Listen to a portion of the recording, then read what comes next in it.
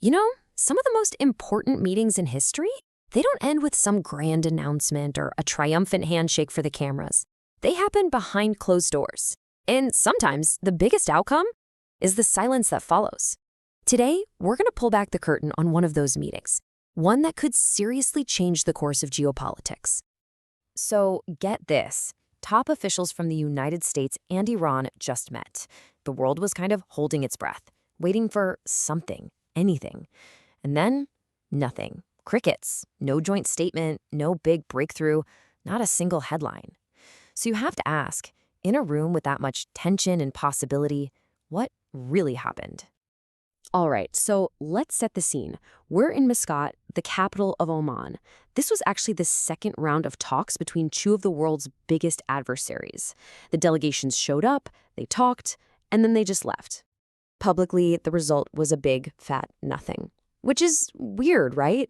When two rivals meet with stakes this high, you expect something. But the official silence was just deafening, and it left pretty much everyone wondering if the whole thing was a complete and utter failure. And look, this silence is happening at pretty much the worst possible time. The entire region is, and I'm not exaggerating here, basically sitting on a powder keg, with both sides flexing a whole lot of military muscle. And just listen to the language being thrown around here. This wasn't just some routine deployment. The former U.S. president himself used the word armada to describe the force being sent near Iran.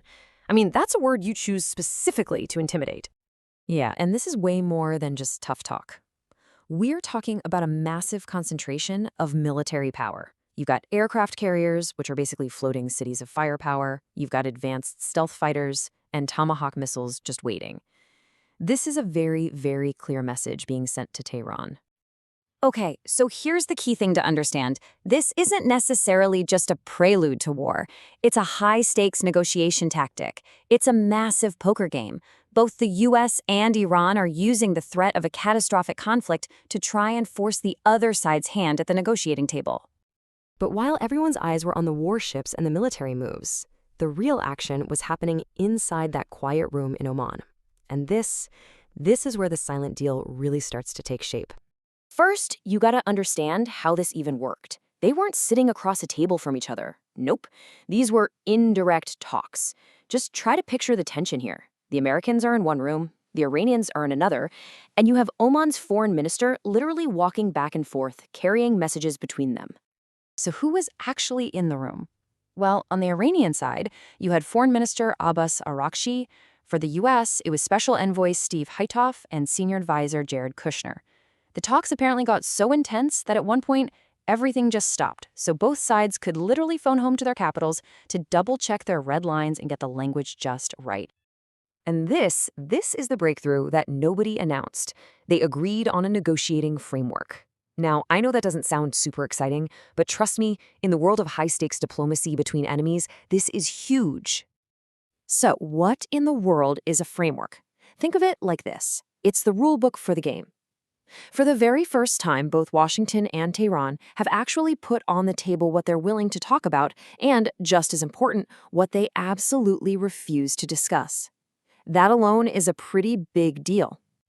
Okay, so they have a rule book. Now, what's the actual conflict about? What does each side really want here? And this is where you see just how far apart they still are.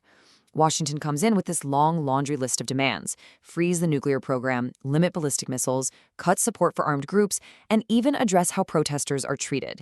But Iran's position, it's way, way sharper. They'll only talk about the nuclear program, period. Everything else, especially their missile systems, is completely non-negotiable. So you might be wondering, if the gap is that wide, why are they even bothering to talk? Well, because for both sides, but especially for Iran, the cost of not talking is becoming unbearable. You have to understand, Iran is facing a full-blown crisis at home.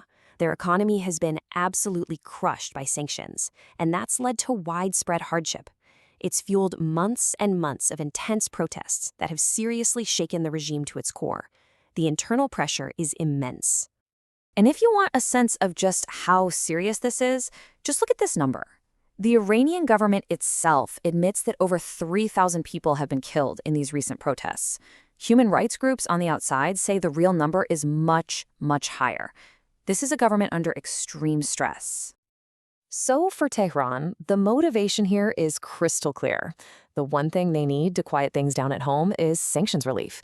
They need their economy to be able to breathe again. And right now, these talks are the only possible way to get there. So what's the big takeaway from all this? From this silent meeting in Oman? Well, it wasn't about finding peace. Not yet, anyway. It was about something much more urgent. Okay, let's be super clear about what didn't happen. There is no deal, there's no ceasefire, no sanctions were lifted. But that doesn't mean it was a failure. Not at all. What they did was create a foundation, a starting point, where before there was absolutely nothing. And this right here, this is probably the most important way to think about it. Imagine two cars hurtling towards each other on a highway.